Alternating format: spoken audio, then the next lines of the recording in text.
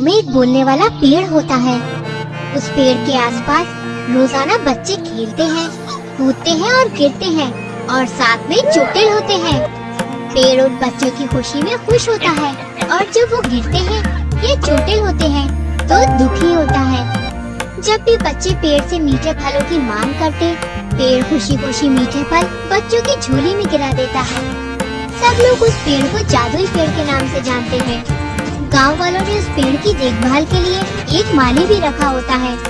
वो माली पेड़ के ही नीचे बनाए छोटे से हट में रहता है। समय बीतता है और गांव के बच्चे जैसे जैसे बड़े होते हैं, वो शहर या विदेश जाकर पढ़ने और बसने लगते हैं। इसी बात से परेशान होकर पेड़ एक रात फूट फूट कर रोता है और माली उसके रोने की आवाज सुनकर जाग जाता है।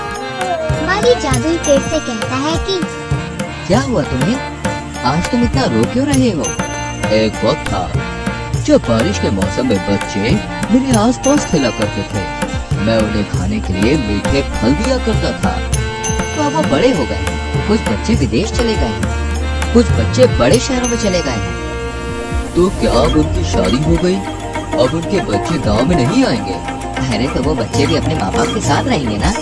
हाँ, गांव में आ जाया करेंगे कभी कभी, साल में 1 या 2 बार। तो तुम सो जाओ, रात बहुत हो गई है। नहीं, पहले ये बताओ, जिन माँ बाप ने अपने बच्चे विदेश या शहर भेजे हैं, उनका क्या होगा? अरे तुम क्यों चिंता कर रहे हो? जब भेजने वाले को चिंता नहीं तो तुम्हें किस बात की चिंता? चल सो जा और मुझे भी सोने दो। नहीं, बताओ ना, उनका क्या होगा? देखो, जो बच्चे अपने कारोबार को अच्छे से सेट कर लेंगे, वो हो सकता है अपने माँ बाप को साथ ले जाए। और जो बच्चे नहीं कर सके, वो वापस आएंगे। नहीं, शहर और विदेश गया बच्चा कभी वापस नहीं आता है। अगर वो अपना कारोबार सेट करने में नाकाम भी हुआ, तो भी वो शादी तो वहीं करेगा और थोड़े में गुजारा कर लेगा। तो उसके माँ बाप का क्या होगा? अरे कुछ नहीं, वो सारा साल बस इसी उम्मीद में बिता दिया करेंगे कि छुट्टियों में उनका बेटा बहू और बच्चों को घर लेके आएगा। जो बच्चे अपने माँ बाप को भी यहाँ से ले जाएंगे, उनकी जमीनों का क्या होगा? उनके खेतों का क्या होगा? अरे ऐसे में वो अपनी जमीनें किसी रिश्तेदारों को सौंप जाएंगे या फिर उसको बेच जाएंगे। ऐसे तो गांव धीरे धीरे खत्म हो जाएगा। अरे नहीं, खत्म तो नहीं होगा। यहाँ की जमीनें धीरे धीरे बड़े उद्योगपति सस्ते दामों में खरीदना शुरू कर देंगे। उसके बाद यहाँ पे इंडस्ट्री लगनी शुरू हो जाएंगी, रोजगार बढ़ने लगेगा और फिर ये गांव भी धीरे धीरे एक शहर का हिस्सा बन जाएगा। ये सुनकर जादुई पेड़ शांत हो जाता है और कुछ नहीं बोलता। क्या हुआ? तुम चुप क्यों हो गए? तुम्हें नींद आ रही है क्या? अरे बोलो, तुमको आज क्या हो गया? तुम इतने उदास क्यों? मुझे नहीं पता, लेकिन आज मेरा मन काफी उदास है। मानो आज मेरी आखिरी रात हो। अरे तुम फालतू की चिंता मत करो। अभी तुम जवान वृक्ष हो। अभी तुम आराम से 100-150 साल तक जिंदा रहोगे, लेकिन तब तक मैं जिंदा नहीं रहूंगा। नहीं, ऐसा मत कहो। सिर्फ तुम ही तो हो जिससे मैं इस पूरे गांव में बात कर सकता हूँ। अगर तुम भी चले गए तो मैं तो बिल्कुल अकेला हो जाऊंगा। देखो, तुम आज बहुत ज्यादा सोच रहे हो। बताओ, मैं तुम्हारे लिए क्या कर सकता हूँ?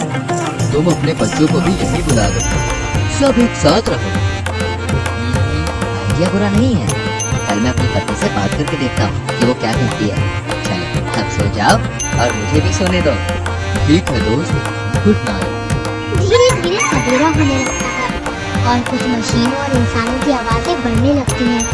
इस शोर से माली की नींद खराब हो जाती है और वो देखता है कि उसके आसपास के सभी पेड़ काटे जा रहे हैं और भागकर एक अधिकारी के पास जाता है। आप क्या कर रहे हैं?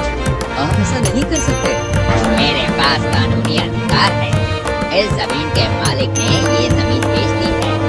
वो जो कार में बैठे हैं उद्योगपति, उनको, वो जल्द ही यहाँ पर बड़ी इंडस्ट्री लगाने के लिए सभी पेड़ों को कटवा रहे हैं।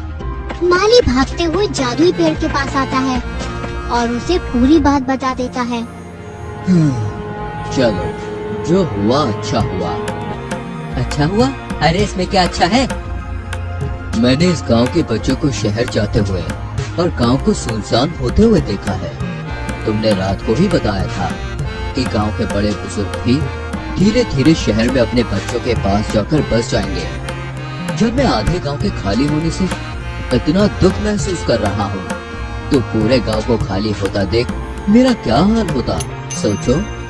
काश मैं कुछ कर पाता तुम्हारे लिए। कोई बात नहीं, तुम अपने बच्चों के पास जाओ, उनके साथ रहो। माली ये सुनकर पेड़ को गले लगा लेता है और फूट फूट के रोने लगता है। तभी कुछ लोग उसे पीछे हटाते हैं और पेड़ को काट दिया जाता है।